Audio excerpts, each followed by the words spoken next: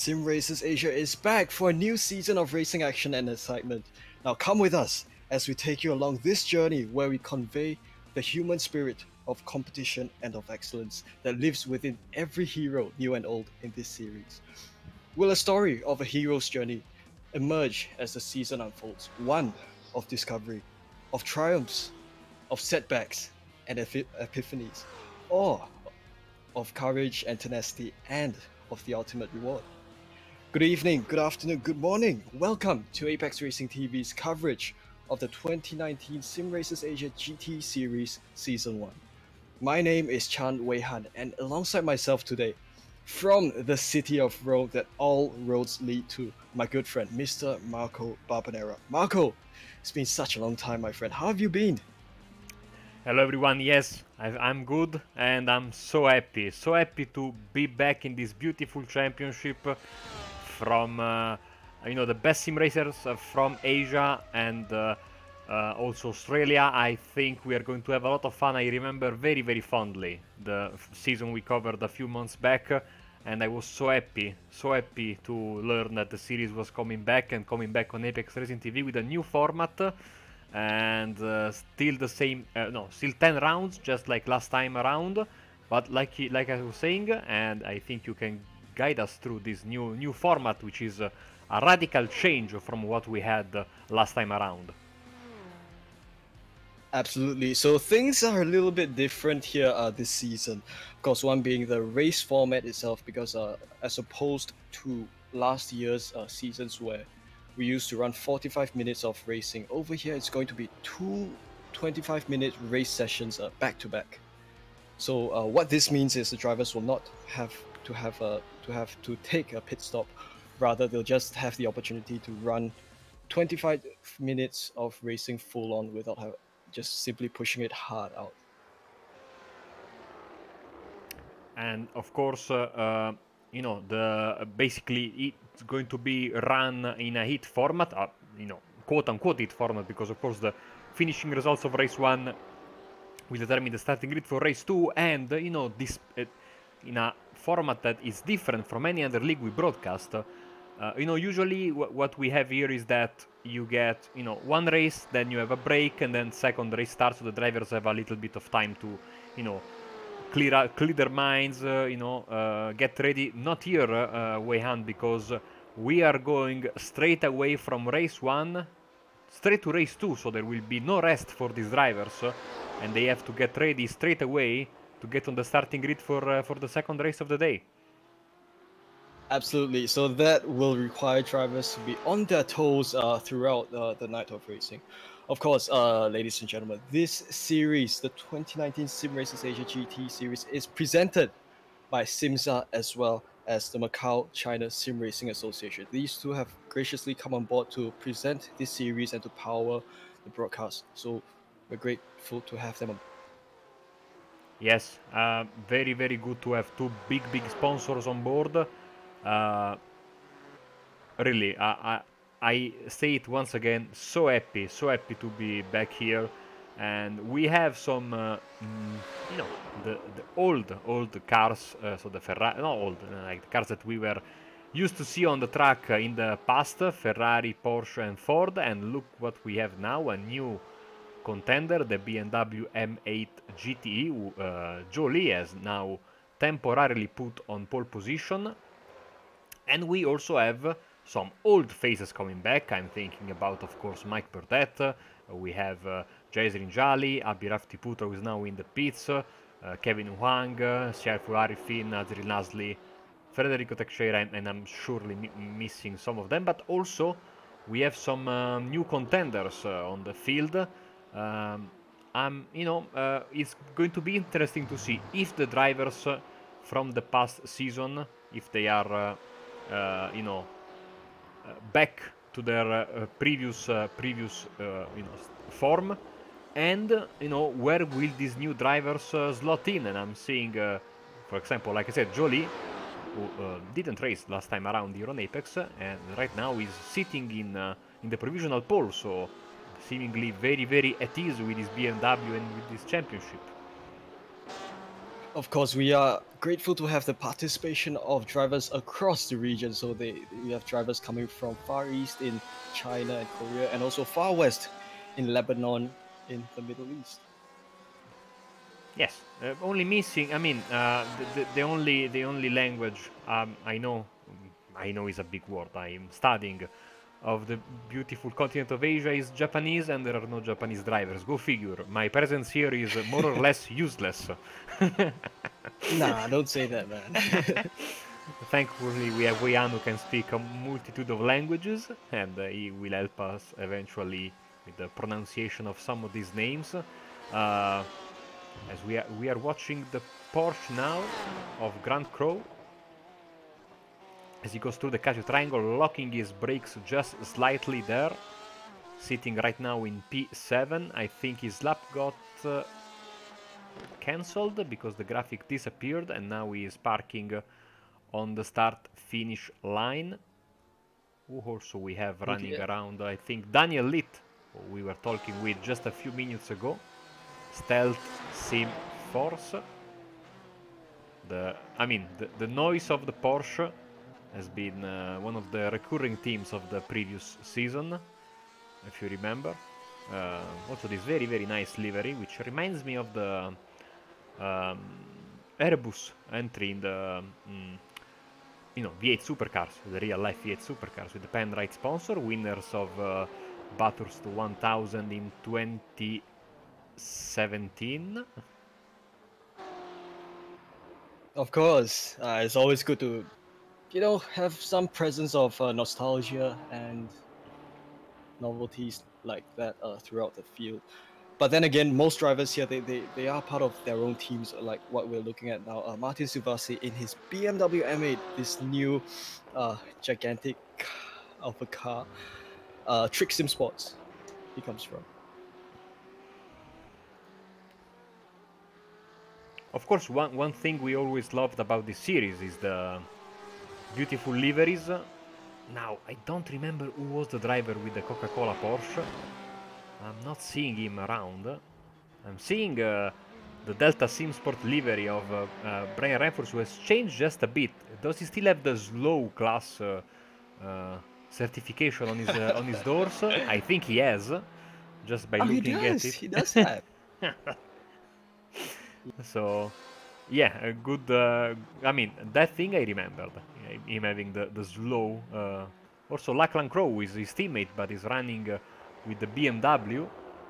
And he also has maybe the slow set. No, he's a pro. So, only Brian Renfors is maintaining. Oh, and also another car I really liked. The YLab Motorsport Porsche of Jasrin Jali, who I think was yellow last season, and now he's in a more, subdued black color, which I really, really like. Yeah, I think each driver in that team has their own pin. Now, may I just perhaps take this opportunity to perhaps describe a little bit on the sponsors that have come. Of course, we do have a SIMMSA on board with us. So SIMMSA, or known as SIMulation MotorSports Affinity, they believe in providing a state-of-the-art e-racing platform as well as racing simulators for all the e-racing fans out there. And the Affinity SIMMSA was established back in the year 2015 by experienced racers directed at providing a dedicated ground where e-racers from all around the globe can participate and compete with each other. And for Macau-China SimRacing Association, we've also have them on board here. So they are in fact the first sim racing association registered in Macau and Southeast Asia. So it was actually formed by a group of passionate and experienced sim racers in the Macau region who wanted to develop sim racing to a further level in Macau. So what these guys do, they do also develop potential talent within the region to participate in competitions and such like that. Macau-China SimRacing Association is a non-profit organization and is also a member of the International Sim Racing Federation. Jolie is improving on the second sector, but stopping there. So not improving. 5 minutes left, and then it will be straight into the racing. Let's see if we can get some other drivers who are trying to improve. I saw some liveries while you were going through the sponsors, and I think, I mean, no, I have to show this fantastic livery here. I mean, look at this from Parivat-Chukan. I mean, this is amazing. This is exactly why I like to cover this championship, apart from the great racing. I mean, look at this.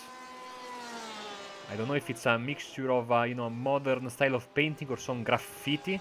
Let's see if we can get a closer look at the car, maybe from another camera shot, but this is absolutely unreal. The colorfulness and the beauty of these liveries in the championship is absolutely amazing.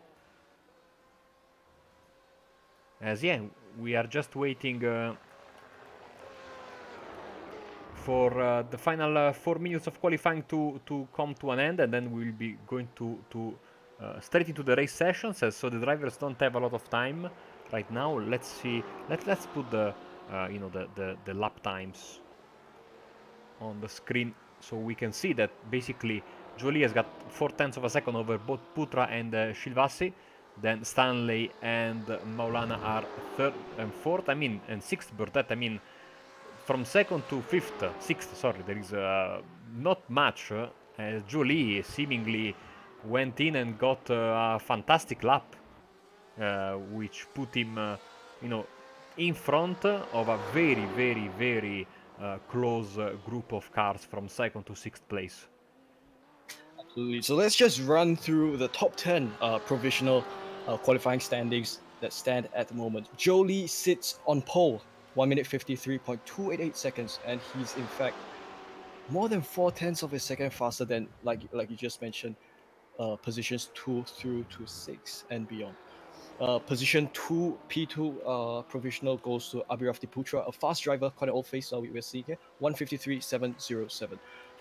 Right behind him is Martin Subasi, 153.756. He takes a P3 provisional. And Ferry Stanley, good to see a new driver here. He's in his lap time 153.832. He takes P4. Andika Rama Maulana in 5th. Mike Burdett in 6th, Grant Crow, Niranjan Kumar, Jasrin Jali, and Michael Hammond. These drivers round up your top 10 provisional standings. Couple of minutes left. Michael Hammond, P10, doesn't improve on his lap time. Jolie is apparently... Oh, Stanley, Ferry Stanley, out of nowhere, puts his car in 2nd place and is the first driver to go down... You know, he's got 0.3 of a second, 0.3 behind Lee, so he jumps all that, you know, group of drivers that were from 2nd downwards. As let's see if other opponents are trying to, you know, get a better time. This is Andika Maulana in P5 right now. He should be able to start a new lap, so will Martin Shilvassi. I think he's now at Spoon Curve right now. Ferry Stanley, and like I said, 2nd, Abhirafti Putra will not improve because he's still in the pits. So will be Mike Burdett. Grant Crow is 130R, so he will be able to start a new lap, I imagine. Matter of fact, he is on a fast lap right now, but that off track there will rob him of any chance of improving, and now he misses the chicane, but he still has one more lap, I think, to try it out for ISR SIMMSA racing team. And here we go. So final lap starts for him. We also have Azri Nasli coming around, and I think going straight to the pits. So Martin Shilvassi aborts his lap time. So at this time, as the drivers begin to make their pit entrance, I do think this is the point where they go in and prepare for the race. Michael Hammond, across the start-finish line. Is he going to improve his lap time? It seems not. He still sits at P10, and yep, this is the end of qualifying, and we're gonna go.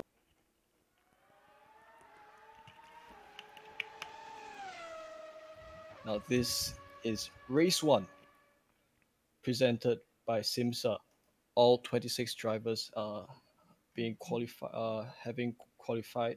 24 drivers with lap times, while 2 other drivers unfortunately have yet to set the lap time. Okay, so I think there is something wrong with the how the lap times have been translated back to the session, because Jolie now is sitting in second. That is sometimes the surprises you can get with the hit format, you know. So I think the starting grid has been messed a bit by Eracing. Yes, indeed it has. Because Jolie's supposed to sit in pole, but he sits in P2. Kind of some hiccup apparently. But anyway, we shall then just take the grid based on what is currently on screen, opposed to qualifying lap time, because this is what they're going to start from. Andika Rama Molana of YLab Motorsport, he starts from pole position, of course, based on the rather arbitrary grid position that the iRacing algorithm has kind of created out of something like that. Jolie, fastest lap time, however, starting from P2. Saiful Arifin, Justin Jali, these two drivers, teammates of YLab Motorsport, they start from the second row, P3 and P4. Grant Crow of ISR SIMSA, he starts from P5. Kevin Huang starts from P6. P7 and P8 go to Nate Lee and Federico Teixeira. Mark Lang, great to see him all the way up here at this position, series owner, leader of the pretty much the local sim racing community here. He starts from P9, Leonard Lee in P10. Nyanju Kumar, Ratapam Glayakson, P11, P12, Daniel Lead, Lachlan Crow, Martin Sivasi, Mike Burdett, Alex Poe, Ferdian Aditya Pratama, Azrul Nasli, Drake Lang, Michael Hammond, Abhirafti Putra, Ferry Stanley, Pariwat Shukan, Brian Ramford, and Tai Tran. These drivers round up your grid of 26 tonight. And well, now the safety car has begun to roll off, and so have the drivers as they now come to the Casio Triangle. Yes, ready to go then. Nice mixture of cars. I can see from many manufacturers, and now effectively the starting grid is right, because Lee will start from pole position, and so maybe the graphics have been caught off guard. I have to talk to Pascal about that, I think. And here we go, the season is underway with Jolie, Ferry Stanley and Abhirafti Putra taking the first corner. 1, 2 and 3, of course, a tricky first corner, this one at... and we have, I think that was it Saiful Arifin? Someone took a hard left, and yes, it's Saiful Arifin. He lost control of his car, and he went, I think, straight into the wall. So first casualty right in the first corner, but back at the front, all is good with Jolie pulling away from Stanley and Putra right now as they go into the Degners. Jolie in the brand new iRacing China BMW M8 leading the field of 26. He takes his car through the Degner triangles, or the Degner corners, and Ferry Stanley, Abhi Putra, and the whole train of so many cars leave behind as they now approach this hairpin. A little bit of a braking battle as we see Grant Grow trying to outbrake Mike Burdett, Martin Subasi, and I think we may have heard a little bit of a contact that happened in the background. Oh, who's this? Michael Hammond is around and he's dropped all the way to... My goodness, this is quite a collision here. I think a pile-up of 3 cars here, so it does look like a couple of cars, Mark Lang included, have had their positions reduced. Yeah, some calamity going on there at the hairpin, and the BMWs of, I think that Michael Hammond and Lachlan Crow having some issues there, as they are trying to go back and pull into the right direction. I think Michael Hammond has got some issues. He's swerving a bit, maybe trying to get a feel for his car. As we go back to the front then, Jolie, Ferry Stanley. Oh, look at that. I love this camera shot from Suzuka when you can see the cars, darting left and right, trying to get a feel for the first corner to come, which is not a passing opportunity, of course, because unless your opponent makes a big mistake, there is not really a big braking area there. So you're better off, I think, keeping the car behind your opponent and maybe try to get a good run through here. But honestly, Weihan, I think the premium passing opportunity of this first part of the track is the hairpin. Absolutely, because of the way this circuit is. In fact, you know, you've got a whole scheme of corners, different characteristics to each corner. Right now, we ride on board Martin Silvassi in his Trick Sim Sports BMW M8. Listen to that V8 engine ripping your ears off as he sits in P5 behind Andika Rama Molana and Abi Putra, P4 and P3. As cameras have moved to Ratapom, and it does look like he's coming to a little bit. No! Oh! And contact there between Kwan and what looks like Michael Hammond. Two M8s there having gone a little bit sticky at around that area. So not exactly the best start to the race for all the drivers. Now on board with the Ford GTE of Andika Maulana, beautifully presented with his, like you always like to say, with his nice baby blue powder, baby blue, I don't know what's the correct name of the color, or turquoise, I should say. Beautifully presented car, number 13, and of course a unique sound for the Ford as well. In front of him is another BMW, his teammate Abhirafti Putra, then Ferry Stanley with the Porsche, and let's go on board with the Porsche as well, shall we? Yes, we shall. So it is P2 gunning for P1 that's currently held by Joe Lee. So it is now Ferry Stanley versus Joe Lee, P1 versus P2. Joe Lee, he's pulling. It's quite a distance ahead. The gap between them sits at 0.8 of a second, and these two drivers, they're in fact a whole second ahead of everyone else on the grid. Issues for Federico Teixeira, going a bit wide as they come into the S's, and he gets overtaken by Ferjan Pratama. Let's get a replay of what happened there to Federico.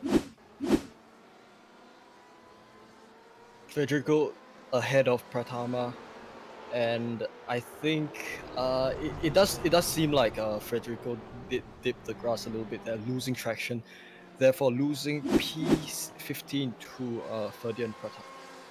Martin Silvassi has been very close to the back of the Ford in front of him for the last couple of laps, and he's trying to maybe find a way around, even though here, you know, Spoon Corner, of course, it's one of the toughest corners to get right in World Motorsport, I'd say, and if you are quick through there, or if conversely you are not very good through there, you can really gain and lose a lot. And then of course it gets the repercussions. You find them here at the chicane, at the Casio Triangle, because if you don't get a good run through Spoon and then to 130R, you are not close enough to be able to pass your opponent there. And this is what happens because, of course, by the way, Silvassi is in a very good position right now in 5th. Behind him, Grant Crow and Mike Burdett, two names that we have heard a lot last season as they were fighting, you know, more often than not for the you know, higher places in the grid. I'm looking for a Ferrari. I want to have just a little bit of a onboard shot with a Ferrari, but where are the Ferraris? Here we go. You can't resist the Italian in you. Riding on board the 488 Ferrari, Marco Barbanera's favorite, Brian Renfer's Ferrari here. So as we just observe the way Brian takes the S's, because I think it's fair to note that taking the path of least resistance here across the S's is secondary to in fact taking the path that offers the most power output. So that's just some kind of difference as opposed to some other corners, conventional corners that you would take. Cameras are back to Abi Putra, white, ice white, BMW M8. He sits in P3, and he is 9/10 of a second behind P2 Ferry Stanley. Of course, Joe Lee has just completely cleared the lead with, wow, 2 seconds clear. He had a bit of an off right now, maybe at Spoon, which is, you know, okay if you go a bit wide there because there is you know, tarmac on the left side. so he didn't lose too much time. And this battle here is very, very interesting right now, because Burdett and Crow are really going at it, and I think that Burdett might have a chance going in at the Casio Triangle, but whilst that BMW is so nice and so, you know, heavy and so stable, because it's a big car, that also means that it's difficult to make it stick, you know, in a particularly tight corner as the Casio Triangle is. Very much so. Now let's ride on board the BMW of Mike Burdett, please, Marco, as we observe how he attempts to gun for P6 from Grand Crow. So I believe Grant started from P7, but now it is Mike Burdett versus Grand Crow battle for P6. Of course, both cars having loud engines. Of course, both drivers also having the pace as they make their way through the S's. We do observe Mike Burdett trying to not only use the slipstream that Grand Crow has, but also to choose the best line. Now he closes in the gap between himself and Grand Crow, but then breaks it up a little bit as he prepares to go for these Dagner corners. Now around the last Dagner 2, now as they make their way over to the hairpin. Hard braking here. I think Mike may be having... Alright, now he comes along the inside, he snatches! Does he fully snatch? Yes, he cleans the move off from Grand Crow, but now it is Grand Crow dropped to P7. So are we gonna see Grant going for a revenge over here as he now comes over this section? Spoon corner they come. Mike Burdett able to carry the pace through a slight bit better than Grant managed to do so, as they now come over this backstretch in preparation for 130R. That was a very, very nice pass. So let's get a replay of that from the chopper and see. Maybe Crow said, you know, he wasn't feeling like defending too hard because he knew that Burdett had the pace. And of course, now you have these drivers who are, you know, veterans of the previous championship, and they were, you know, they have to get into a different, you know, mindset, because last season you could, you know, it was a 1 hour race which was mirroring the format of the iRacing Le Mans series of that week, so 1 hour race, and that only with GTEs. And you said, okay, yeah, I can afford to not be too hard in the defense of the position, because I can get back the position through strategy. It's a long race, maybe have better pace in the long run. Of course, now it completely gets thrown out of the window, that way of thinking, because you are effectively in a touring car race, but with GT cars. Who's this? Alex Paul is around. Not exactly sure which corner this is, but second corner, I think. Right, yes. Second corner. I think he may have overcooked it a little bit. Let's have a look at the replay and observe how this incident. So this is Alex Paul going at top speed into the corner, locking up. No, not locking up, but going a little bit too fast, and thereafter locking up the tires a slight bit there and turning the car around. So that goes to show that, you know, your brake bias, or rather your braking control, is important as you come into this corner. Yes, even with a very, very stable car like the BMW, that corner there, it's super tricky. So, Jolie, your race leader in the BMW M8 GTE. Ferry Stanley is in second in his Porsche. And then we have the two Y-Lab cars of Abhirav Tiputra and Andy Kamolan. And then in fifth is Martin Shilvasi, of course, another very, very nice BM. Oh, we have a problem for Ferry Stanley, who dropped 2 positions. I think he got a bit of a moment coming into 130R just as we were going through the top 5, and I think he also clipped maybe the barriers on the left side as he dropped down to P4. Let's get a replay of that, because that was a big off.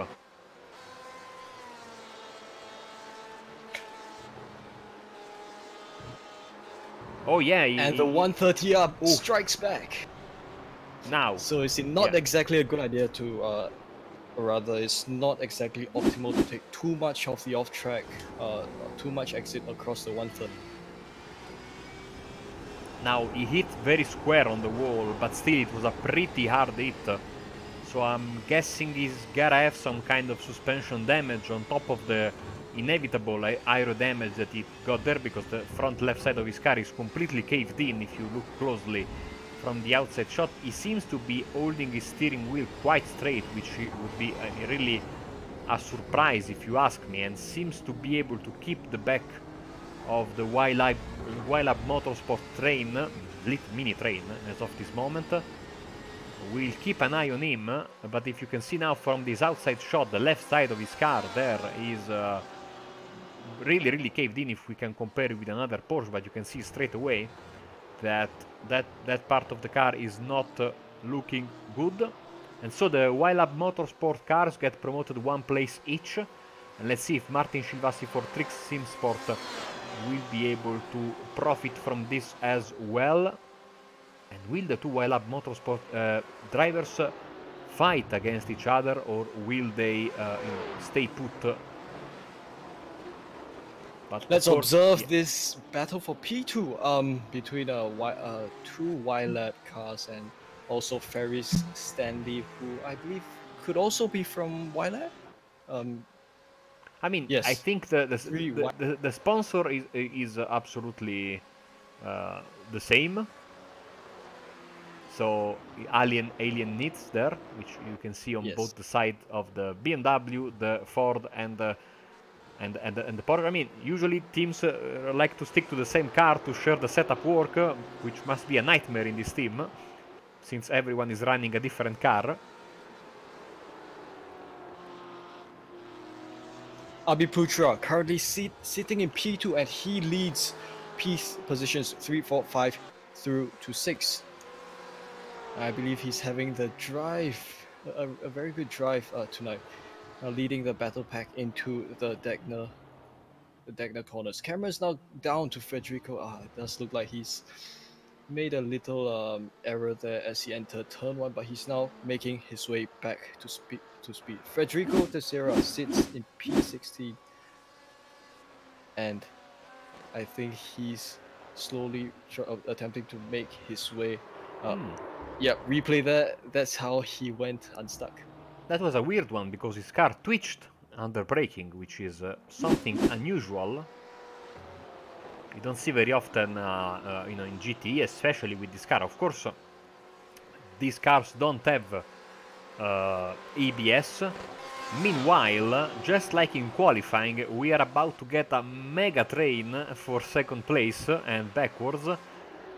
Because this looks like a perfectly aligned train there that I just saw from that front shot. Yeah, exactly, and that problem for Ferris Stanley maybe robbed us of a fight for the win, because now Jolie, who has really run away, but if you look at the back of the shot, you can see there are 5 cars who have a chance at finishing on the podium, the 3 YLab drivers. And then Trix SimSports, Mike Silvassi and Mike Burdett there, who has been able to pull away from Grand Crow. And now Jaisarin Jali is fighting with Niranjan Kumar. We have had this battle many times in the past season. And it's nice to have these two drivers back, both driving the Porsche, but for different teams, Eurasia SimSport and YLab Motorsport. Now let's ride perhaps on board Jaswin Jali, because we really want to see how this special relationship between Niranjan and Jaswin. These two drivers have been fighting out super hard over the past year, and I do believe they are coming back for more this time. On board Jaswin Jali in his Porsche, and in front of him is Niranjan Kumar in another Porsche, and in front of them Grand Crow in the ISR SIMMSA sponsored car, also in a Porsche. So this could well be a battle, a 3-way battle for P7. Jaswin now attempting to find a little bit of slipstream, whatever it may have, as he makes his way to the entry of the Spoon Corner. At this point, you have to be very careful with your brake application, because this is where some drivers may come loose due to the fact that this corner is off camber. Down to the backstretch, switching from the right side to the left side. Sitting in the slipstream as well, as they now prepare to... Now they set themselves up for 130R. Lifting a slight bit there, as all 3 cars made it through 130R. the gap between them average of half a second, 6/10 of a second, as we've just seen there, Jasmine Jolly locking up a little bit as he prepared to enter the Casio triangle. Sorry, that was Niranjan Kumar locking up. I do apologize. Jasreen, I think, closed the gap, and now the gap between them sits at 3/10. While we were enjoying this nice battle here.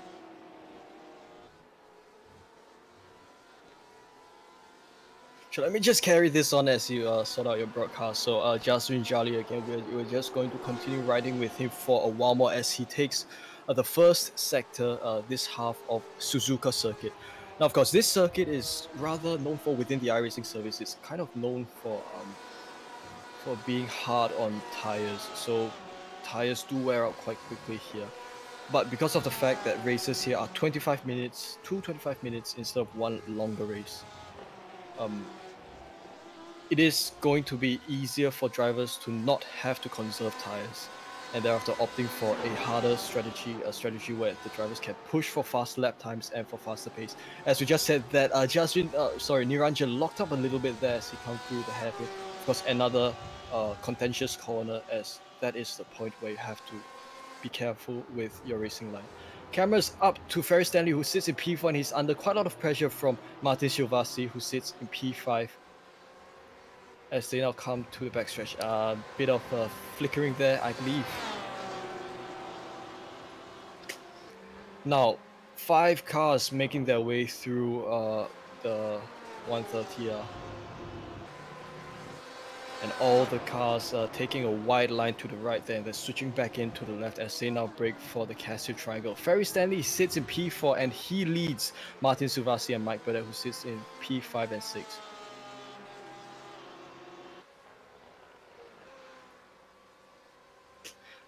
Perfect shot here of the 5-way battle for P2 from Abhi Putra through to Mike Burdett. So these guys are all in contention for podium position, whereas Joe Lee sits rather far ahead in P1 by himself. So at the moment, while Marco Barbanera attempts to reload the overlays with the sponsor logos this time. Exactly. Very grateful. Yeah, we have to do justice to them, do our due diligence to bring up logos that just do our part in return for the sponsorship. SIMMSA and Macau-China SimRacing Association, these two organizations have graciously come on board to provide us this broadcast, to present this series to all of us here live. Abhi Putra in P2 at the moment. Cameras have moved up to him and he sits in this ice white YLab Motorsports BMW M8. He leads the pack of 5 that we've been so engrossed over the last couple of minutes. And we just observe him leading the pack through Spoon Corner. Marco, if it's ever so convenient for you whilst you're still setting up the logos, maybe if we could just bring our cameras maybe a fair bit down to perhaps some drivers behind to see if there are any battles that's ongoing in the background. Azril Nasli, position 13, gunning for P12 that is currently taken up by Daniel Leet. Yes, it is Daniel Leet in the Stealth SimForce car with the Penrite Bathurst 12-hour paint scheme, so paying tribute there, obviously. Daniel Leet leads Azril Nasli, and this is a battle for P12. Now, as they make their way through to this backstretch, it is Daniel Leet providing Azril with some slipstream. Porsche versus BMW at this part of the circuit as they now prepare themselves for the entry into 130. Our cameras have moved to Martin Silvassi, Marco. A little bit very fast there. Martin Silvassi currently still in P4, leads Mike Burdett, who sits in P5. Yes, I am back with you. So very nice battle here as we are in the final 3 minutes of the race, and of course it starts the the worst moment for me in every broadcast, and having to try to calculate how many laps are left as we are seeing that the leader is lapping in the 154s, more or less. So, yeah, I will leave Wei Yan to the calculation on how many laps are left when he crosses the start-finish line. Seems like the I'm not. You seem very. I'm not exactly sure about that. Yeah. You seem very well versed in, scientific knowledge, and so. I would wish. But yeah, it seems like the two YLab Motorsport drivers will not attack each other, as they seem to be very, very happy not only with the podium finish but also with the start in P2 and P3 in race 2, as Mike Burdett is trying to still go and make a move on Martin Silvassi, but it's not much time left. So now let's move our cameras to Joe Lee of iRacing China, as I'm not too sure if this is checkered flag yet. Not but yet. I believe this would be the last. This could well be the last lap. We have 2 laps left, if my maths are correct. I'm getting better at this, I have to be honest, after trying and making many mistakes. But I think we have this lap and one more. And also, isn't iRacing China your team on iRacing as well? Well, they are the community that I'm part of, iRacing China.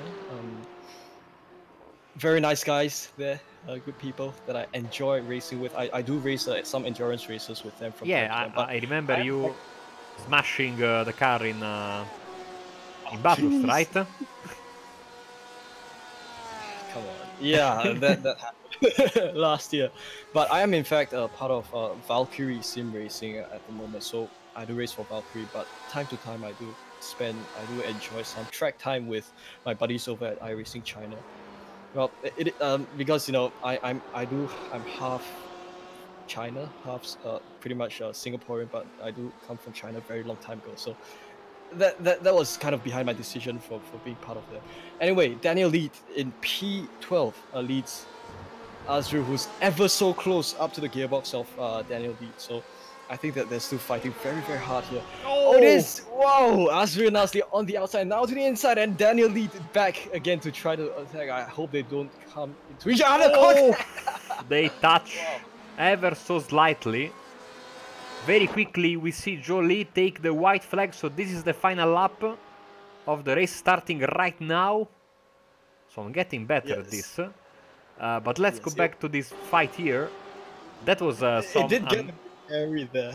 I mean, I don't know how they managed to get through there with just some minor contact, because that was absolutely crazy racing between the two of them.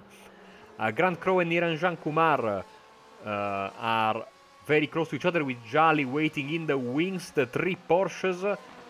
Once again, 3 names that were very, very prominent in the past season of this championship, and we have Azril Nasli in a bit of a predicament now. He has been also passed by Ratafon Kalayas Corner, the driver for Archipelago Racing, and now down to P14 is Azril Nasli. So losing basically a couple of, I mean, yeah, he went for one move and he lost 1 place in the end. That's the the name of the game. I mean, you have to take a risk if you want to gain some positions, and sometimes not only you are unsuccessful in your attempt, but also you end up losing place. But of course, that's normal, a possibility in racing as well. The guy who is not losing positions is Jolie, and he's about to lap, I think, Mark Lange in front of him in his BMW there for Eurasia SimSport. But funny story. I'm so sorry. Yeah, go ahead. Yeah, funny story, because Jolie did actually ask. I did actually try to get him on board, and it was at the very last minute that he actually decided to come on board this series. So, last minute entrant, brand new driver in this series, new face of iRacing China, Joe Lee, comes across the final corner, and he takes race 1 presented by SIMMSA. He takes race 1. He takes a checkered flag and wins race 1 presented by SIMMSA. And there you go, new driver snatching the win under everyone's noses. Abhiputra, Andika Rama, and Martin Silvassi attempted a late last-minute swing out wide, but they take P positions 2, 3, 4 respectively. Mike Burdett takes P5, Ferry Stanley P6, Grant Crow in the SIMMSA car takes P7, and Niranjan Kumar gone to P8. Now we've got cameras back to Azrul Nasli. Rather, we're riding on board him as he now sits behind Kwan in the BMW M8. It does look like perhaps the incident from before didn't really cause that much of issue. Lock up contact! Oh! Ouch! Hit.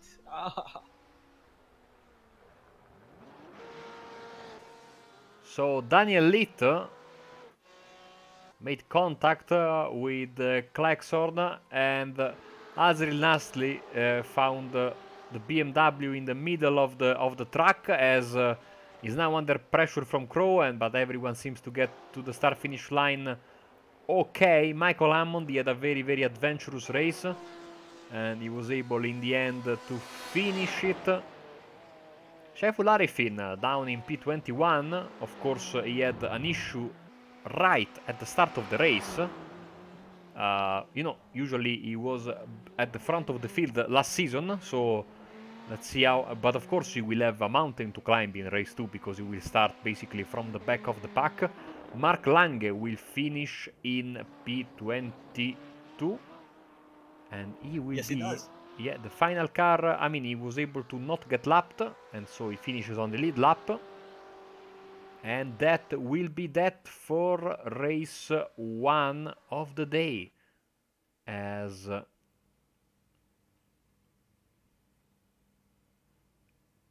see if we can get the race results.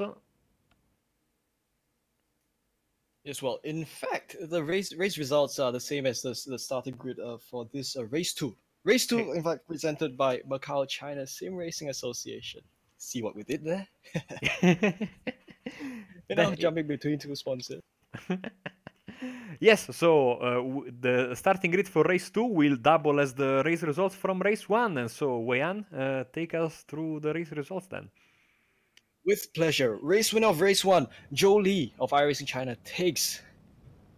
took the race win just now and takes pole position for race 2 presented by Macau-China SimRacing Association. Abhiputra takes P2, Andika Rama Maulana P3, so these two positions occupied by Wildlife Motorsport. Martin Suvasi takes P4, Mike Burdett P5, Ferry Stanley P6.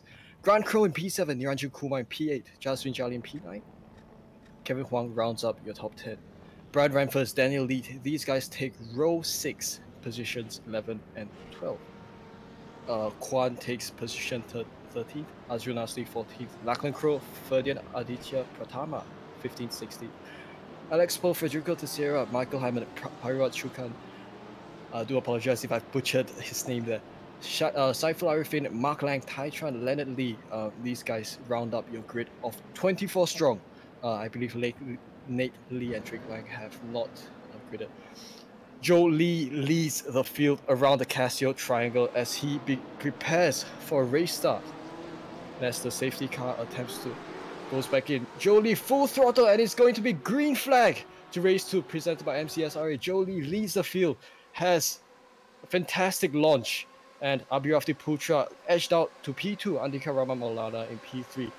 Too wide, all the way through the field, and they now filter into a single file with Andika Rama jumping up to P2, Abhirafti Putra down to P3. Brian Ranford, Federico Teixeira, as we see the cameras move on and about around the grid.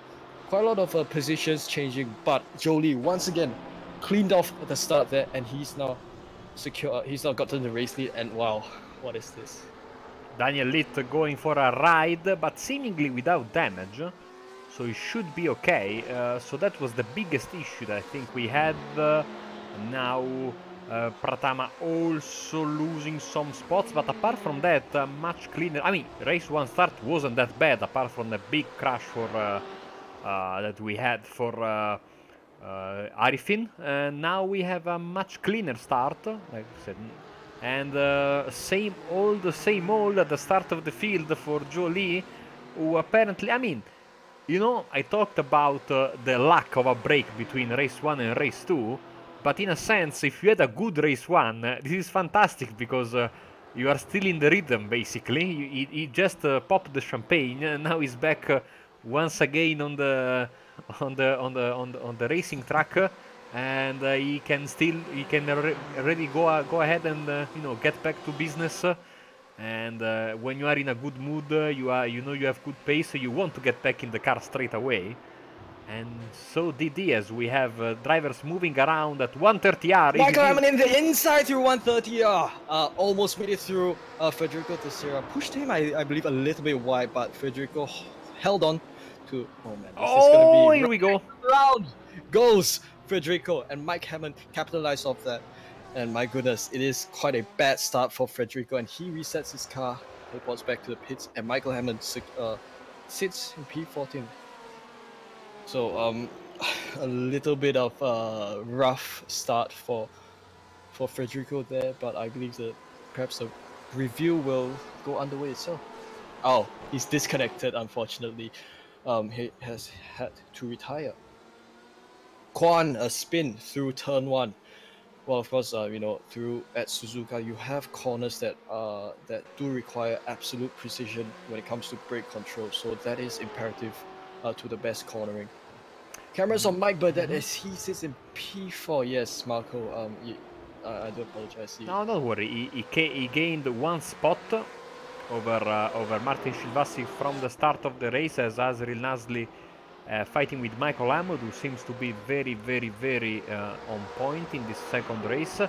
One thing we haven't talked about, I mean, you talked about how much this track is aggressive on the tires, and this is true, especially considering the very, very abrasive and slippery. Here we go, right on cue. I'm sorry for Andy Camolana, but yeah, the slippery Japanese tarmac is not well loved by many drivers, as Silvassi now side by side through 130R. I think this will be very, very tricky, and they make it work somehow. A little bit of a lift there from Martin, but now he's under pressure from Ferris, Stanley, side by side at the Casio triangle, and around goes Martin, unfortunately, and then he clips Grand Crow. Oh, I think there was a massive lag contact there between Martin and Ferris. Let's get a replay of that very, very quickly from the chopper, and I think there was a massive lag contact there. Let's see once again from the top. Yeah, I think there was lag contact there, and then some proper contact, I think, between Grant, who was towed back to the pits, by the way. There was a chain reaction there that unfolded, and it was, I do believe it was quite difficult to avoid that chain of events. Michael Hammond gunning for P11, where Brian Renfers is defending ever so hard. Brian Renfers leads Michael Hammond sitting in P11, and Michael Hammond squeezes along the inside, slight bag of tires there. That was quite intense. I think Michael Hammond managed to hold off, or rather, he's made a move up to P11, and Brian Renfers drops down to P12. So good move there. I mean, as Mike Burdett went up to P3. Yes, we saw that Michael Hammond really putting on a show for us tonight. Wow. I don't know if it's a good or a bad thing that I said tonight, whilst here is 3 PM and the sun is very high in the sky. Maybe I'm getting in character, because of course for most of you watching and driving, it's properly late at night. But yes, he's really putting on a show for us. He's not afraid to send the car, and so far it has more or less worked for him. Let's go back to the front now. Mike Burdett is defending hard from the two YLab Motorsport drivers, especially Maulana in his beautiful Ford GTE is trying to, to get his position back and get behind his teammate Abhirafti Putra once again. Jaiserin Jali here, very tight pack, basically from second downwards. You can see the track map in a second. Here we go. You can see how close these drivers are, and of course Just as in race 1, Zhou Li is already looking to pull away. 3.3 seconds over P2 for him. Close indeed. Martin Shivasi leading Jaswin Jali. They were about to kiss the bumpers a little bit earlier on, but they've now separated themselves for a bit. So gap between them sits at 0.6 of a second.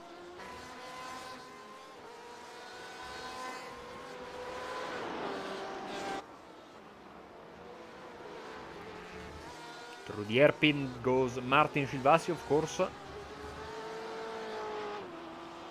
Trying to get back to where he was, lost 3 positions since the beginning of the race. Alex Paul. Oh, this is a nice looking BMW with Rockstar Energy sponsor. And he's putting Brian Renforce under pressure.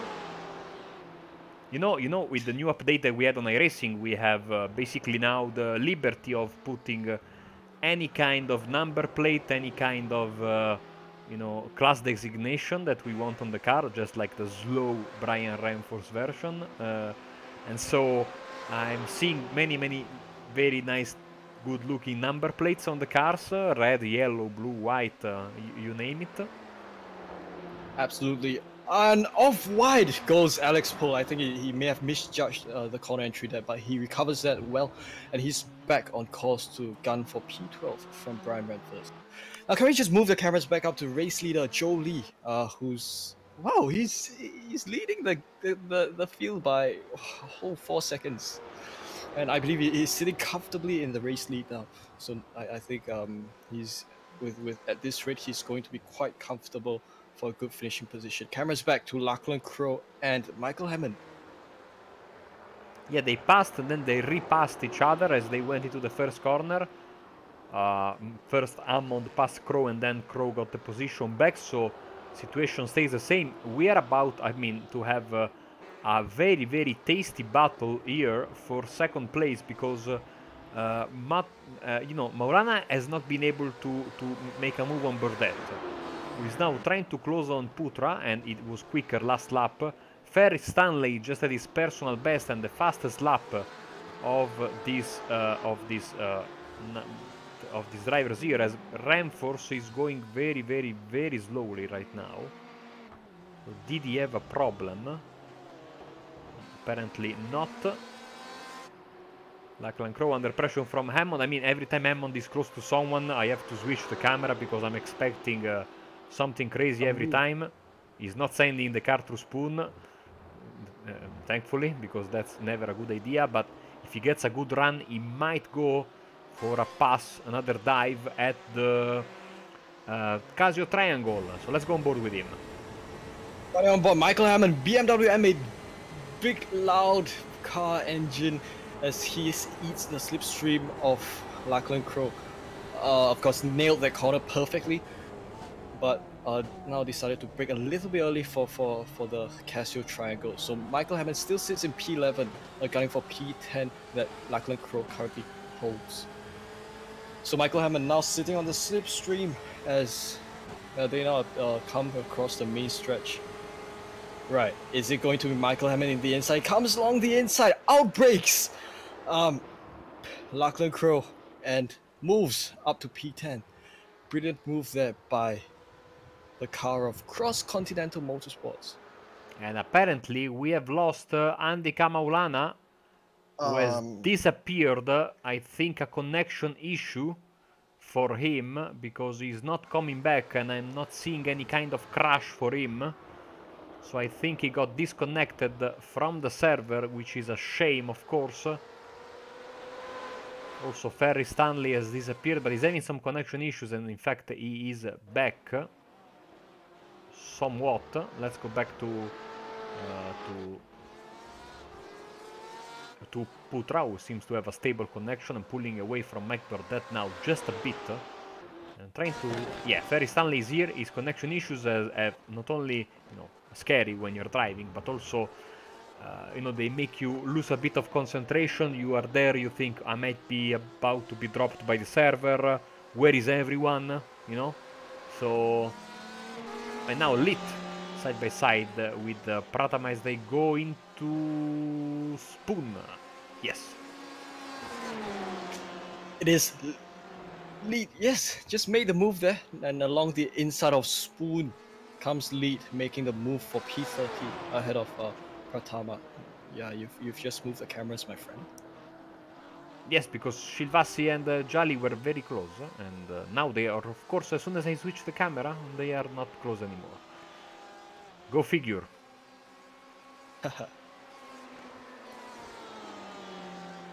So of course, I would like to point out to everyone who's watching the broadcast that there may have been some issues with the setting up of the race servers today, which meant that there were 2 instances of racing servers. So this is one, and there was also another race session of the exact same track that took place in parallel to this one. So the other race server has just ended the race, but to any one of you guys who have raced there, post-race interviews will still be conducted later on, and you're still welcome to join. And in the meantime, we are halfway through race 2 in this server, presented by Macau-China SimRacing Association. I had to. Cameras on Ferdi and Aditya Pratama, and I'll move down to Kwan as this is a battle for P40, a 3-way battle pack. Yeah, I think he has the best seat in the house, as we can see them going through the Deckner corners once again. I love the BMW, I have to be honest. It reminds me of the Mercedes, but in a GTE version, and it's really a stable car. Even though, like we saw earlier, it doesn't mean that it... Oh! Ooh! Reinforce stopping on the apex there. I think he was a little bit too cautious there, or maybe just made a little bit of a mistake. And now he is under pressure from the BMW of the driver from Thailand, if I am not mistaken. Let's see the flag. Yes. That is correct. We do call him Kwan in our community. Of course, we have not made that change reflect on the overlays, I believe. I'll have to ask him. He's in a black and orange BMW M8, sitting in P16, and he's having a good fight. Now, may we just perhaps move our cameras back to Mark Lang and Leonard Lee, because I do want to have a look at how these 2 drivers are battling it out. They sit in P18 and 19 at the moment, Marco. Here we go. Thank you so much. Mark Lang versus Leonard Lee, 2 sim racers, iRacing drivers from Singapore. They do have their own interesting style of driving. So it is Mark Lang in P19 and Leonard Lee in P18. Mark from Eurasia Sim Sports. Leonard by himself at the moment. So Mark sits in the slipstream of Leonard, and it is now going to be them into the first corner. Right now on the gearbox camera of Leonard Lee. Yeah, going a little bit wide there, and Mark has gone to the right side. But of course now they come to the S's, because at this section you have to get the optimal line. Not always the line of least resistance, but also the line that allows you the maximum power output, which sometimes may mean you have to kink your line a little bit. Mark seems to have pulled a bit back, and the gap between them sits at 0.2 of a second. And was that Leonard just slowing down a little bit? Oh, Mark going all the way so close to the rear bumper, and he takes the inside through Dagner. Leonard goes a little bit wide, but he now rejoins Dagner, and goes can wide he save again. The car? Oh, he saved the car. He lost the position, but more important, he saved the car. I think he got maybe a slowdown there at the chicane, because he was absolutely, almost came to a halt through the S's. But now also Leonard Lee under pressure from Jasrin Jali. Yes, it is Jasrin Jali going to make a move. I think he's going to climb back positions. I sure hope they'll be a little bit sensible here. Jasrin makes a move inside. So Jasrin has made an attack on Leonard already. Just cleaned off that move up to P18. So Jasrin sandwiched behind the 2 Singaporean participants in this. Let's move our cameras back to where the perhaps a little bit pointier end of the grid, further up front. Abiputra in P2. He leads Mike Burdett at the moment. Mike Burdett having made the move up to P3 and Ferry Stanley in P4. I think we have had an issue for Brian Renforce in the first corner. He went very wide. This is on board with Juan, as you guys call him, and you can see the car, just like it happened with Arifin in the first race. That car darting straight left in the first corner, first or second corner, and very strange behavior, as seems to me like Putra might have made a slight mistake somewhere in this lap, because Burdett is right on his rear bumper right now.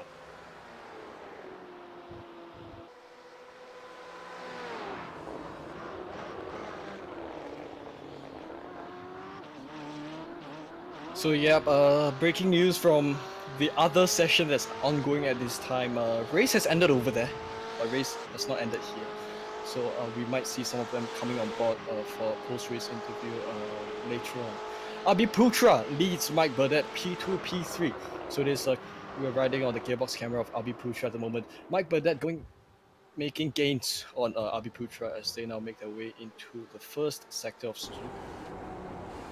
Let's get the add on so we can see the gears and the speed through this very tough section of the racetrack. As you can see a little bit of cloud cover in this section of the track. Of course, the beauty of the dynamic weather, of course, is that you can get some parts of the track with the sun and some parts of the track with the clouds. And of course, when you have a cloudy weather, the track cools down, the tires are more efficient, you know, get quicker lap times.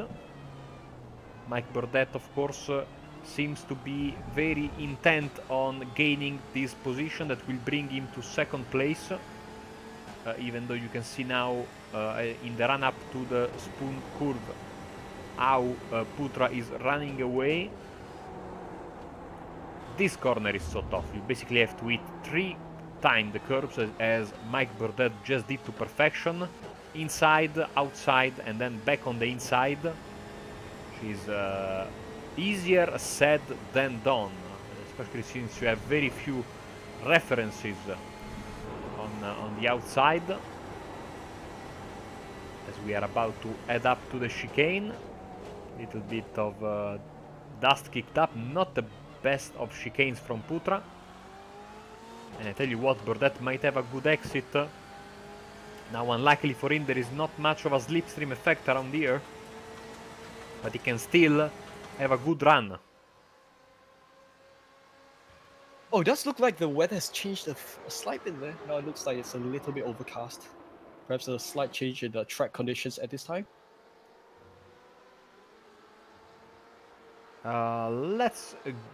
Speaking of the weather, let's show just a bit the weather conditions live right now. Here we go. So we have no wind at the moment, as we show for a second. Yeah, let's move to Kevin Wang, who has been passed, I think, by Michael Hammond. Yes. So we have basically no wind. Track temperature is 28, and we should see this dropping a bit when we get to, if the cloud cover remains the same, and partly cloudy weather, so we can expect in these final 5 minutes of the race, as the temperature drops, yes, straight away. You know. So we might see a difference in. Sorry, Mark. Yes. You know, we might see a difference in the race pace because with colder tracks, I think that there may be on iRacing itself, there may be an increase in or rather faster. I tell you what, I commentated on a race a few weeks ago with GT3 cars on Thursday in the Dynamics SimRacers World Series in Sebring, and we had 10 minutes of cloud cover in a race full Contact! Oh yeah, there was I mean, it was not called contact, but there was contact. Right. I could hear the noise of the bang, so iRacing certainly registered the contact there. So in a race with a lot of sun all throughout in Sebring, we had 10 minutes of cloud cover, and in those 10 minutes they were very deep into the 1 hour race, in those 10 minutes, the lap times dropped like by a second and a half, and we had every driver did their personal best in those 10 minutes. So it only takes a bit of cloud cover for the times to really drop. Even though you can see from this shot here of Putra and Bordet the S's, Sun is back out once again. So it was fun while it lasted. It was fun while it lasted, but it's gone dark now, and in the dark, the monsters become a... So have the monsters in the M8 here. Just look at it. Listen to the growl of this engine. Absolutely astonishing car, this BMW M8, as it seems to be a very popular... Oh, that's what I was missing from race 1, the car logos on the timing screen. As we can see, very popular choice, the BMW together with the Porsche. 3 Ferraris in the top 20, and the lone Ford of Kevin Wang, who has been having a quiet but very successful race with 3 places gained. Of course, the biggest mover in this second race has been Michael Hammond. He gained 10 places from his starting position. A guy who has not gained any position, which is good for him, is Jolie in first place, and about to start. I am putting my money on the line right now, the penultimate lap of the race. So hopefully I was right this time, just like I was in race 1. And look at that, personal best 54.2. Just as the track is cooled down a bit, you can see now Putra with his personal best, Burdett with his personal best. Of course, you know, the sun came out during this past lap, but the track takes a bit to get back to the previous temperature, and so these drivers were able to, you know, profit from the slightly cooler conditions and get in their personal best. As you can see, most of the top 10 is doing their personal best this last time around. So we should absolutely. So this is, sorry, yeah, this is going to be an impetus for them to push all the way, especially because this is going to be the last couple of laps. Lachlan Crow behind Kevin Huang. Kevin sits in P7, so is he going to be able to make a last ditch attempt for P7? Riding on board the M8 of Lachlan Crow with pretty much little time left until the checkered flag waves. So we just observe the racing line that Kevin takes. Kevin's in the Ford GT, so I think there is a good balance of different cars here in the field. Yes, that is what I like about this series. Of course, the various cars all nicely represented. I mean, we even have a Ford in the top 10, so it's a rarity, especially. But it's nice to see that not everyone switched to the BMW like it seems to be in the official series, where you have a boatload of BMWs being the nice new car, as Crow takes an alternative line through Spoon. So, white flag is in the air for Jolie. We will stay with this battle for just a little bit more. See if Crow can send this car through the final chicane at the Casio Triangle. It doesn't seem close enough, but we have seen lunges today from even a little bit back than there. But situation stays the same, so back to the front then, as we have to resolve this issue between Putra and Bordet, and Stanley, who has been very quiet in fourth position. He lost some ground because of connection issues, but now is back. Sadly for him, not much time left, and that's also, you know, the difference of this season. This season, if you make a mistake, there is basically no way that you can recover, and so even losing time, you know, losing a bit of ground is, you know, I can say it's a mistake. I just received a bit of news from Andika Rama, who disconnected earlier. So it does seem as though that he's lost electricity in his house. So I think it was a power outage that caused him to disconnect. So unfortunate, but you know, in sim racing you have all these tech factors that pretty much come in parallel to mechanical failures in real life. Exactly. Like the other day, I was racing in NASCAR 2003, the predecessor for iRacing, and in a restart I lost 4th gear on an oval. Not a good idea. So luckily we don't have these things in iRacing, but we have our own technical issues that make up for them. A guy that didn't have any technical issue, Weian, Joe Lee, ready to go Joe 2 Lee, for 2. yes. So there's Joe Lee of iRacing China who will come across the final corner for the final time tonight here at Suzuka. Joe Lee takes the comes across the start finish line, takes the checkered flag, and wins race 2 presented by the Macau-China SimRacing Association. And Abhiraf Putra comes home for P2. Mike Burdett P3, Ferry Stanley P4.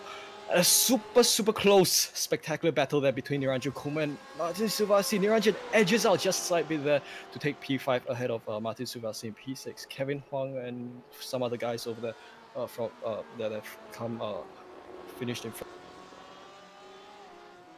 Lit and Nasli fighting it out for P11 and P12. Seems like Daniel Lit may be having a better run through Spoon, able to pull away just as little as needed in order to get his 11th place and be safe from an attack here at the Casio Triangle, which doesn't happen, of course. Azril too far behind, and this means that Daniel will get P11 in the end.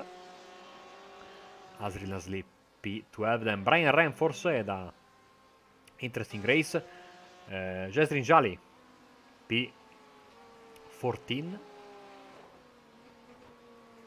and we had a beautiful Porsche of Titran in P16, Pratama in 17, and Chukan in P18 with the best car of the grid. No questions asked. I absolutely love this car. Hopefully a little bit more towards the front of the pack next week. Sheffield Arifin, not his day today. Maybe a little bit of rust. Needs to get better into a good pace, but of course race 1 the contact, and I think race 2 we also had issues in the first lap as well, and so we are only missing the Ferrari of Leonard Lee, who will round up the grid in the finishing results in P20.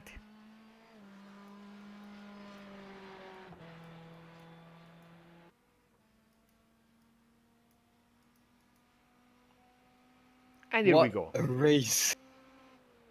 Sorry, Marco. No problems.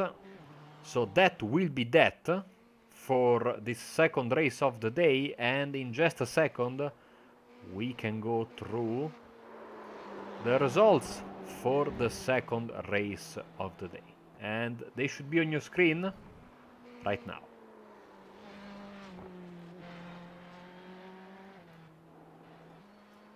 So, Weihan, care to take the viewers through the race results? You do the honors. Sure. So the race tonight, what a race it has been. But I think the overlays are still in the process of being updated. So I'll just read it off whatever that's on the iRacing overlay. Joe Lee, race winner of races 1 and 2.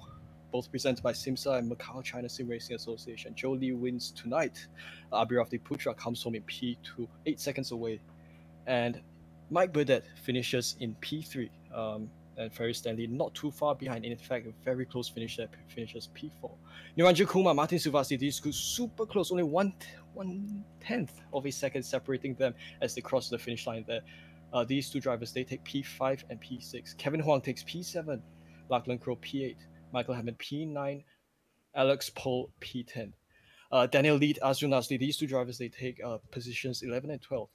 Brian Renfers 13th, Jaswin Jali 14th, Tai Tran 15th, Kwan takes P16th, Ferdian Aditya Pratama takes P17th, Pariwat Chukan, to apologize if I butcher your name there, position 18th. Saiful Arifin, perhaps a little bit disappointing result for himself there, position 19th. Leonard Lee, Mark Lang, P20, 21. Andika Ramat Bolana, technical issues that he's faced at home, has to settle for P22. Grant Crow retired so early on in the race, takes P23, and so did Federico Teixeira in P24. Nate Lee and Drake Lang, they take 25th and 26th, and they round up your grid for, or rather your results for tonight. Yes, so we should have some interviews, I imagine. And let's go. Right now we have yes, we have one driver waiting us for an interview. I think so. Wehan should be Carlos Yes, we do. Fu, if I'm not mistaken. And shall we bring Okay, him up then? yeah, man. Let's bring him. Hello, Carlos. Good evening to you. Of course, we've just done race one here, and I do understand that there have been two race sessions that have taken place tonight, but only this one has been broadcasted. So maybe some of your drivers would have been racing in the other server. So, Carlos, tonight we raced in Suzuka. So, could you please perhaps share with us how the race went on for yourself and your team from your perspective? Evening, gentlemen. Yeah, the racing was a bit confusing because we're in the wrong service. Looks like the race was good. My personal race, of course, the position was not great, but we end up on the race for the first place with Leonardo Oliveira in that server, and the third and the fourth place by Stefano Sternino and Samu Chen. Understand. So it does seem like a quite a fair, commendable result that your team has managed to obtain for tonight. Now, just like to try to identify some opinions you have on this track. So, because today's track was in Suzuka, and we do understand that Suzuka was quite hard.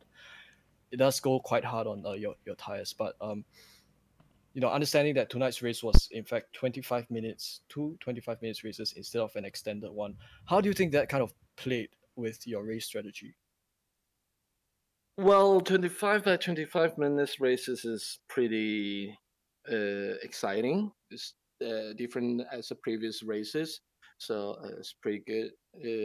And the strategy will be a kind of a sprint races. You need to do it on the best way to the top.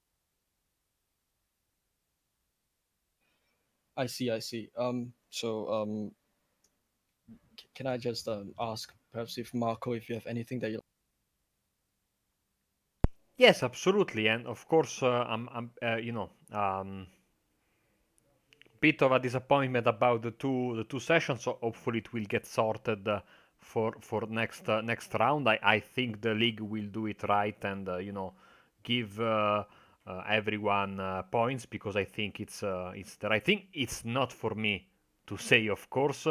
But I mean, it's a 10 race, 10 round season, so we are, one round in the book, and next week these cars will go, and you guys as well, then to one of the classic. I mean, this was a pretty classic track in Suzuka, but in 1 week they will bring you to Watkins Glen in the classic boot configuration, which of course means the longer version, which is good, but will present, I think, a nice caveat in that there will be no chicane. And so how are you feeling, Carlos, towards the Watkins Glen, and how will you approach this unique version of the track with no chicane, which means, of course, massive slipstream through the backstretch, and of course the possibility of some 3 wide, maybe even 4 wide going into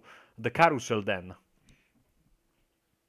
Well, for this kind of Hawking Glen without the chicane, there will be a bit of a high speed straight end, and there will be going to pretty exciting race. So once again, I really waiting for next week so we can have all the drivers in the same session because it was very spectacular today here, but I can only imagine how good it's going to be with the full grid. But until then, before we let you go, anyone you'd like to thank, Carlos? Well, we'd like to thank the organizers, Sim Racing, Asia, and of course for all the sponsors for this and supporting, especially YouTube for the broadcasting. And we're looking forward for the next race. Thank you very much. It was Carlos Fu from Macau-China SimRacers Association, if I'm not mistaken. And catch you next time. All right, catch you guys next time. Have a nice weekend. See ya. Okay, so that was Carlos. Who do we have next? We do have Kevin Huang next. Okay, I was trying to you know guess the man behind the nickname, and here he is. Right, Kevin. Good to see you here. Of course, first of all, I hope you're having a good evening yourself. And um, how did the race go from your perspective? Because understanding that the race format is a little bit different this year compared to previous seasons, where strategies will have to be changed a little bit. How did the race go from your perspective, and what are your views on the differences that kind of lead to different strategies?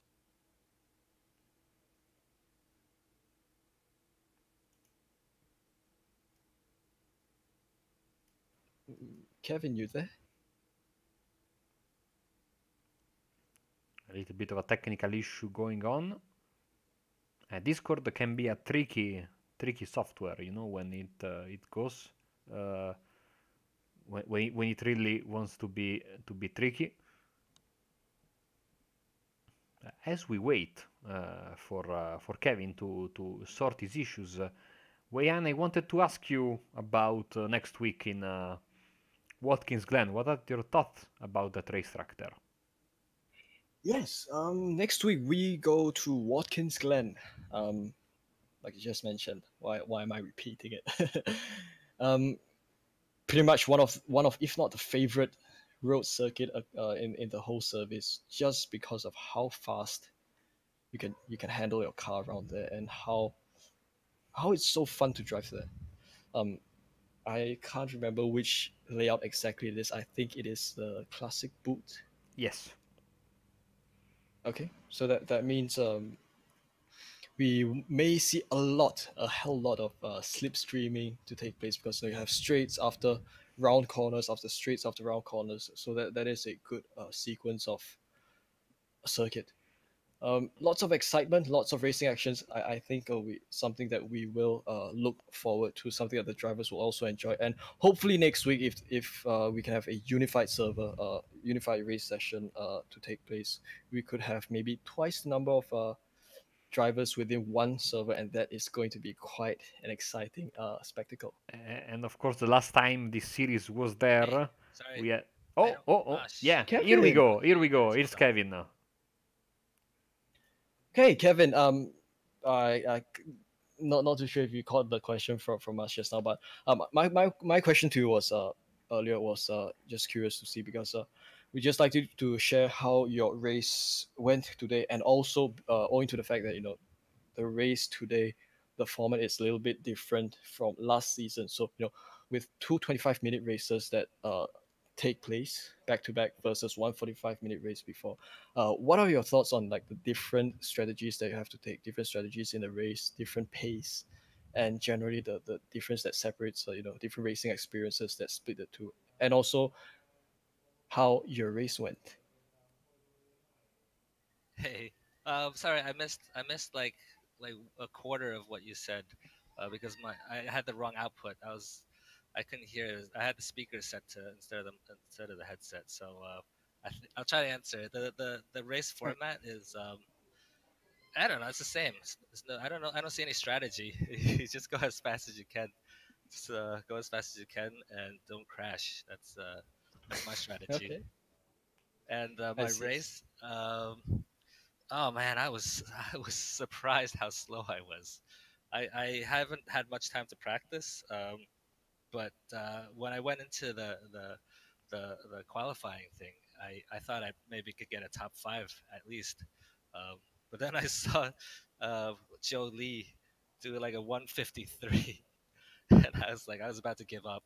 I was just gonna turn off the PC and just like do a rage quit because I had no idea I was that far off the pace. Because I only did open practice, so I thought I was like top 3 for most of the practices I was in.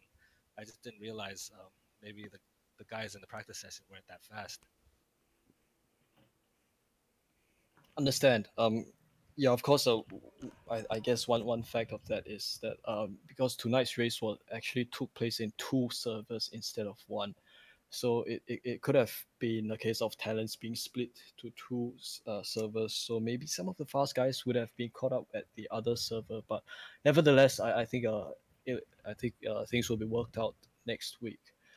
So can I just hand you to Marco and see if Marco has any questions you would like to ask? Yes, the ritual question of what about next week at Watkins Glen? Of course, many drivers consider it, one of their favorite tracks. It's a track that basically in many series it's considered, in their usual track rotation at the same level of the free tracks because basically everyone in iRacing have Watkins Glen.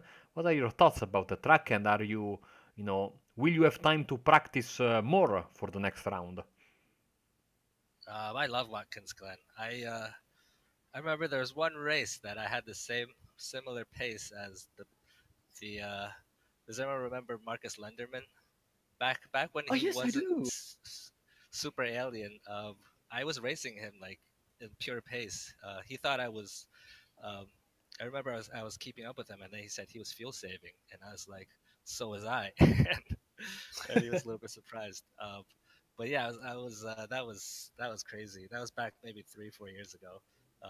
But that's one of my strongest tracks. So I think I'm gonna enjoy it. But I have to go to Japan tomorrow, and I won't be back until Thursday or Friday. So, Lucky you that you can go to Japan and you live so close to there.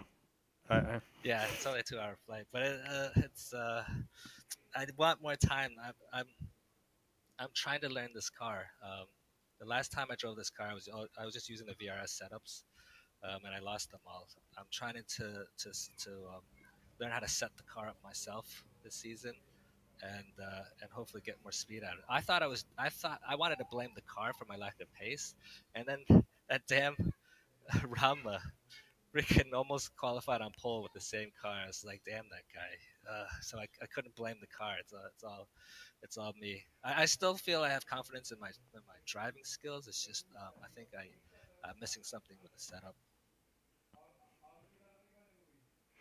Thank you very much, Kevin. Before we let you go, anyone you'd like to thank? I'd like to thank Mark. He had a pretty rough year last season or last year, and it's really great to have him back. And it's great to be back to normal again. It's been a while, so yeah. And also, congrats to Joe Lee. That you're freaking fast. I hate you. Come on. He's so fast. 2 seconds. Oh my gosh. We got See, funny story, Kevin. Sorry. Yeah, funny story because I actually I was actually asking Joe if he wanted to race, and it was at the very last minute that he came to register for SimRacers Asia to race in this series. So, yeah, he was asking think about it. He was asking about fuel, how much fuel and how many laps in the race. While while his practice session, it was like a full second faster than second place. And I was like, I don't want to tell you. You don't need any more advantage. You should run full fuel. You'll still win the race. Yeah, it's always good to have a mix of talents from different places. Yeah, makes us push harder. We gotta push harder. Get that guy. Well, thank you very much, Kevin. I will catch you next week then. Enjoy your trip to Japan. Guys, see you next week. And that was Kevin Wang, finishing 7th in race 2. And now, time for one more interview. Yeah. It's Mark Lang for Eurasia SimSport. Hello, Mark. And I will leave you to Kevin. As to Kevin, oh my God. It's late. Let's pretend it's late for me in Italy as well. I will leave you to Wei An, of course. Right. Yeah, the one and only Mark Lang has appeared in the comms channel. Mark, good evening. How have you been? Good evening, guys. Hi, Marco. Hi, Wei Han. So this is probably my first appearance on any broadcast for the last 4 years that we've been doing races, or at least getting ARL to to broadcast us. So you're in luck today. Mark, for the millionth time, it's not ARL, it's Apex Racing TV. Well, it was ARL in the past, so it's Yeah. a good mistake. I mean, an honest mistake. Nah, I'm just getting pulling old, his leg. guys. Anyway, Mark, just like to ask you, as I do with every post-race interview, how did your race go? And owing to the fact that the race format this year is a little bit different, very much different from last year, how does that difference kind of translate to a different race strategy that you may or may not have had to take to make use of? Owing to the fact that it's now 25-minute races as opposed to one extended 45-minute long race. So basically, with two 25-minute races, it's essentially a sprint. Any form of strategy kind of goes out of the window. But that is a strategy itself. You have to essentially have very short duration of time in which you need to make your moves to move up the field. So I think we wanted to try this out, just purely because this is the first time we've actually had the chance to use the heat racing solution in iRacing. Obviously, it didn't go very well today, but I'm hoping that we will see improvements as we get used to utilizing the feature in the admin settings. That's good to hear, Mark. Of course, we should always be, moving forward, because there were many talents on the other server as well who we unfortunately couldn't cover tonight. Yeah, that was disappointing and totally on me. I unfortunately I think I did do testing, but I don't think it took into account um, every situation. So I have to look into why the session didn't pop up for all of us. I think I have an idea why. Yeah, it's just really unfortunate, and I'm really apologetic to the guys who got stuck. But I'll have to look at what we can do to address the fact that you had guys racing in the other server. I'll have to take a look at that.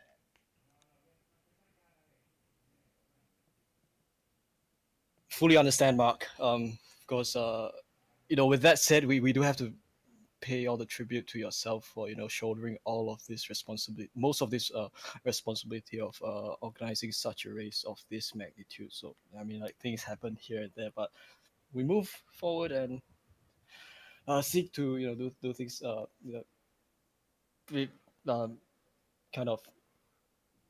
Yeah, we Move will ahead. we'll definitely move ahead. I think the guys in general, I mean, they understand the trials and tribulations of running a series.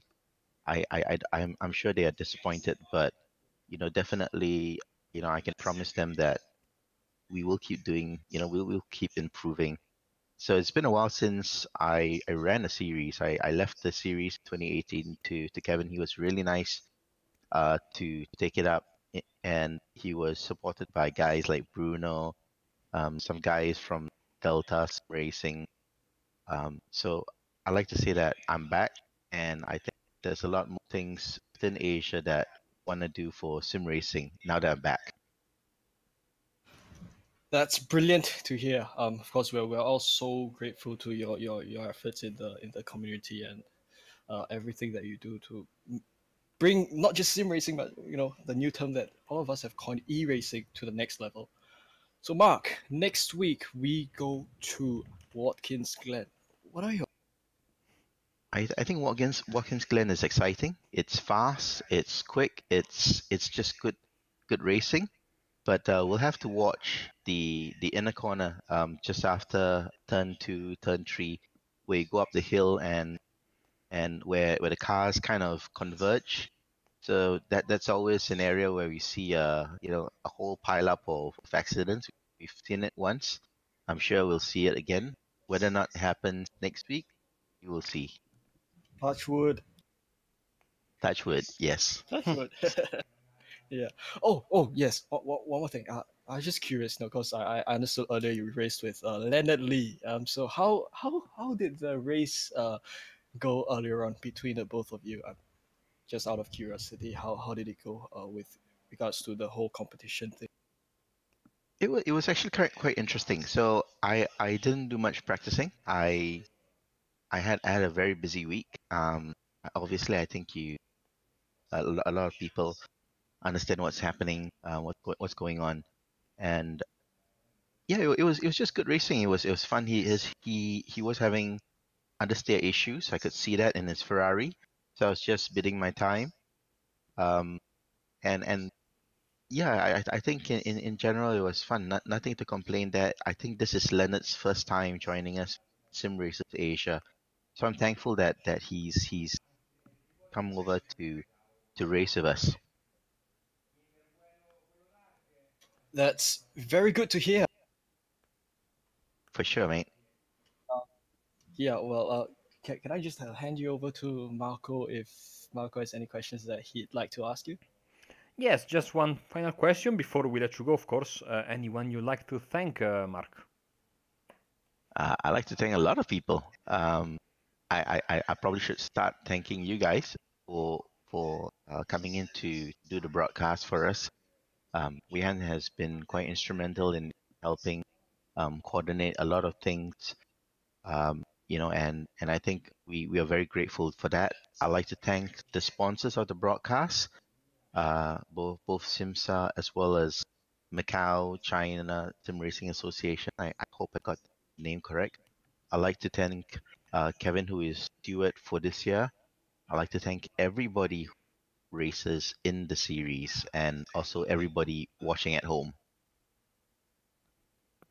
Thank you very much, Mark, and catch you next week at Watkins Glen then. Thank you, guys. Take care. And that we was said the that this was we said that it was the final interview, but not true because we have just at last minute Race winner. the race winner is here. Let's bring him up. Yes, let's bring him in. Hi, Joe Lee. If it's alright if I just continue with English first. Okay. Any language preference? Okay, 可以吗？可以。Yeah, Joe. First of all, hope you're having a good evening. Welcome to Apex Racing TV's commentary booth where we do the post-race interview. So, congratulations on winning both races, race 1 and race 2. So, could you please share with us how your race unfolded and what you felt about the sort of the sequence of events that took place today? Okay, first of all, thank you for inviting me to attempt this this race, and I feel so happy to win the first race when I think it's the first race in this month for me. So I have practiced yesterday and today for Suzuka this circuit with M8, the new car. I pretty like this new car, and I think this car can have a very good pace on this circuit. And yeah, the track today is pretty low temperature than I imagined, because I practice at 44 degree, the track degree. So the 30 degree is very easy for me to drive, I think. So I feel very good confidence for this race. And after the qualification, yeah, I think I can have a very good pace, and I quite a bit not to push very hard in the race, because I know I can defend my position, and yeah, it's a very good result for me for the first race. Thank you for inviting me again. Sure, my pleasure. Well, you know what? Beyond defending your position, you punched through the field and you kind of you held yourself up there and you never looked back. So it was great effort by yourself. That was way beyond defending your position, man. Yeah. But I was a little worried about the fuel, because Oh, yes. yeah. So maybe I'm carrying too much fuel for the race. Yeah, I would imagine, but I couldn't really tell. Perhaps due to your pace advantage over the other guys. So, thanks for sharing that. It's good that we're all aware. Of course. Another question. So next week we proceed to Watkins Glen. Layout will be classic boot. So race format will be the same as today. So what do you think of the race tomorrow? Perhaps how opinions on that. You mean the race for next week at Watkins? Yeah. Yes, correct. Yeah. I think Watkins is my most favorite track in Eracing. I bought Eracing a year ago because I watched YouTube video of Watkins races for GTE cars. So I saw this. Eracing is a very good game, so I bought it and enjoyed it until today. So I practice a lot at Watkins Glen and especially for GT3 cars and GTE cars. So I already have a very good pace in M8 in Watkins Glen because I think that's 2 weeks ago the MCSRA was racing at Watkins Glen, and I was just able to attend one race, and I qualified the first pole position. So I am quite confident of the race for next week if I have time to attempt. I hope so. That's good to hear, man. Yep. Anyway, can I just hand you over to Marco, who, if he may have any questions that he'd like to ask you? Sure. Yes, Thank yes. I just wanted to ask you. I mean, you came in this race with no practice basically and dominated the weekend. So what are you going to do in Watkins Glen, one of your favorite tracks, if you practice? Because that was a pretty dominant show, and I was told that you were asking for how much fuel did you need in practice. So you really came in with little to no practice for today. Yeah, actually, I practice a lot in Suzuka this week, and I just don't know how much the fuel. And before the race, just five minutes before the race, I realized I didn't calculate the fuel, so that's my fault. Usually, I use crew chief to help me to calculate the fuel in the official Eracing races, but not for this specific one. That was my fault, some kind. But for the next week, I think I will try to improve my pace at Watkins Glen and using pure racing school and BRS maybe, and using some multi tools to help me improve my lap time. That's what I can do. But I think there are, for me, I'm reaching the gap to improve my lap time. So I think I can try my best to improve my pace. Thank you very much, Joe. Before we let you go, anyone you'd like to thank? Of course, I have to thank Chan, who gave me the information and who sent me the invitation to this race, and also thanks for for Mark. I'm sorry, did I call him his name right? Correct. Mark Lang. Yeah, not Mark. Yeah, I saw in the forum he's a founder of the of this race, and also thank you all for holding this race for Asian people, and I'm pretty excited and looking forward to join the next race for Watkins Glen for next week. Thank you. Thank you very much, Joe. Congratulations, your double race winner from today, Jolie, and we'll catch him next time. Okay, thank you very much. See you next week. So Weian, we had some very nice interviews. We are, 1 week away from a fantastic racetrack in Suzuka. I am 100% confident that the organizers will sort the little bit of issues we have today, and we are off to a very nice start. I'm expecting even more good racing, hopefully with a bigger field as well for Watkins Glen. But the important thing I think that we can say from today, SimRacers Asia is back with two great sponsors in SIMSA and Macau SimRacers Association. And yeah, we have 9 more rounds.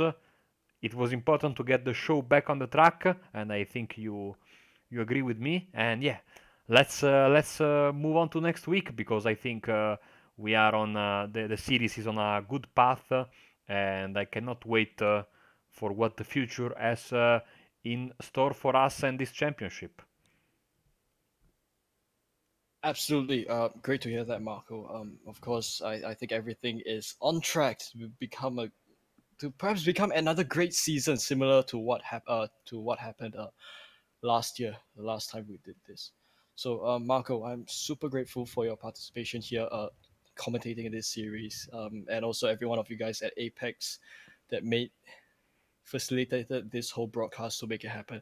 Likewise, the sponsors, like you just mentioned, for presenting this series. Yes. I just wanted to say one thing. First of all, the less important thing is that, of course, if you want to go back and watch the previous, last season broadcast from Watkins Glen, please do so with low volume, because there were a couple of interesting moments. And secondly, that we are not done for the day here on Apex Racing TV, because at 18 GMT, 19 BST, and 20 CEST, the Euro V8s are back with me and with Sam Fitzpatrick, with a triple header event, a super sprint event from Sonoma in the Cup configuration. So if you haven't had enough of racing today, well, you are in luck, because just a few hours from now, 4 hours from now, we will be back with some more great racing. If Weian wants to close the broadcast, I leave the microphone to him. Absolutely. Just one final round of sharing the sponsorship. So, on behalf of Marco Barberera, myself, I'm Chan Wei Han, and I'd just like to give thanks to everyone who's come to watch this broadcast. We're so grateful for your viewership, as well as everyone who's participated in the race tonight in this server or the other server. I hope you guys had a good time, a good experience racing in this new series. Sponsors, SIMSA, as well as Macau-China SimRacing Association, for sponsoring this series and the broadcast.